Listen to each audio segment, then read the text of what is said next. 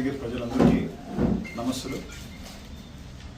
ఒక గంట ముందు నా పక్కన పాత్రికేయ మిత్రులు ఉంటే వాళ్ళు ఒక వీడియో నాకు చూపించడం జరిగింది.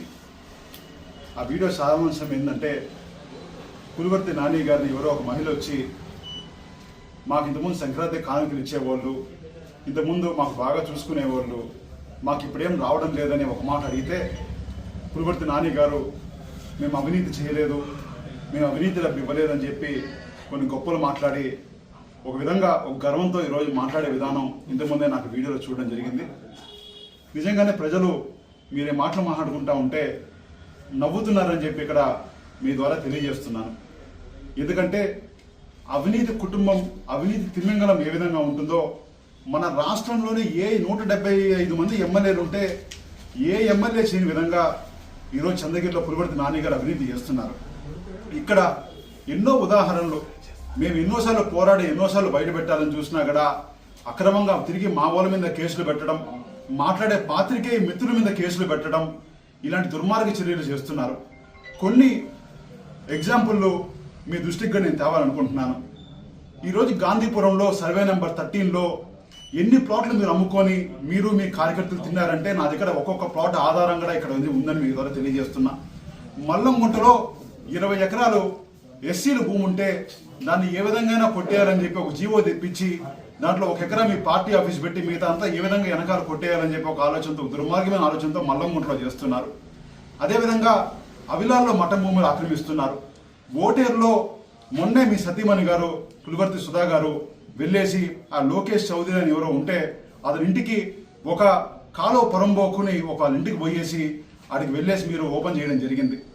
అదేవిధంగా అక్కడే దాని పక్కన ఆ ఓటేరు చెరువు కూడా మొన్న కబ్జా చేస్తే సిపిఐ వాళ్ళు, ఆల్ పార్టీ వాళ్ళు ధర్నా చేస్తే ఇప్పుడు ఆగింది. అది కూడా ఏ విధంగా కొట్టేయాలని చెప్పి ఒక దుర్మార్గం ఆలోచన చేస్తున్నారు.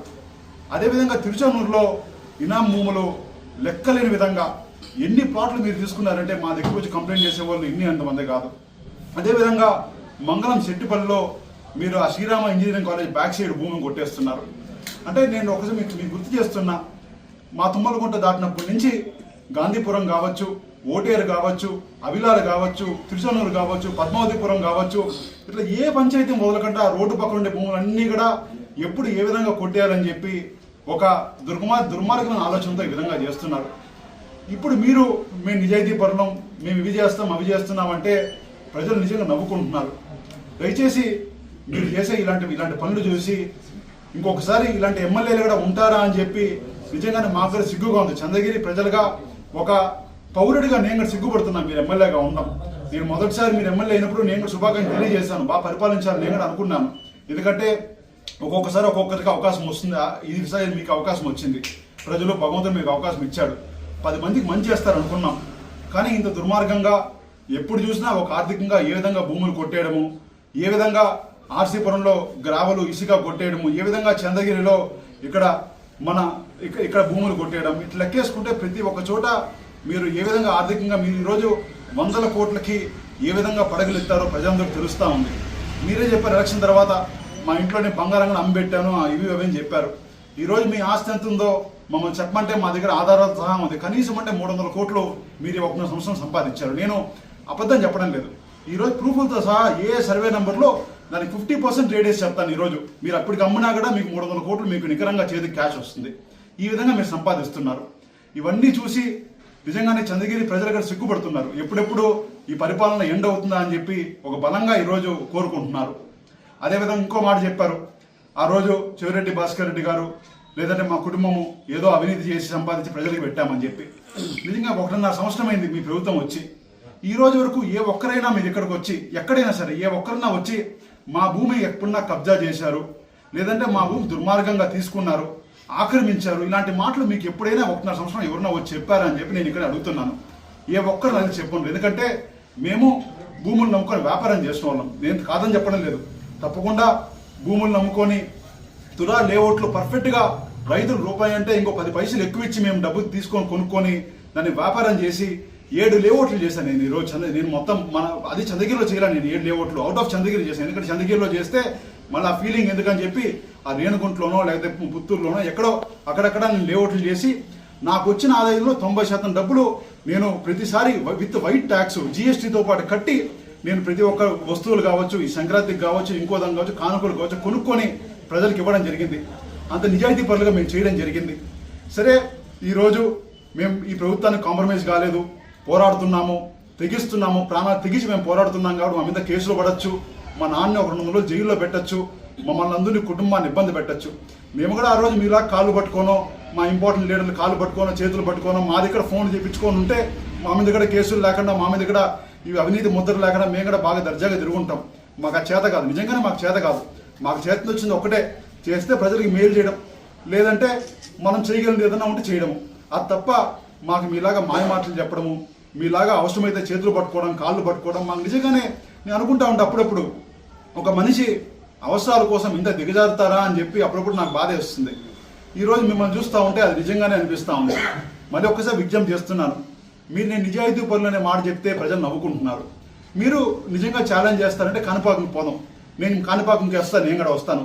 మా ఇంటికి ₹1 అయినా అవినీతి డబ్బు మా ఇంటికి వచ్చిందని మీరు నిరూపించినా, లేదంటే మా మనసాక్షికి మేము అమ్ముకున్నా నేను కాణిపాకంకి వచ్చి ప్రమాణం చేయడానికి సిద్ధంగా ఉన్నా. మీరు ఇదే ప్రమాణం మీరు చేయగలుగుతారా?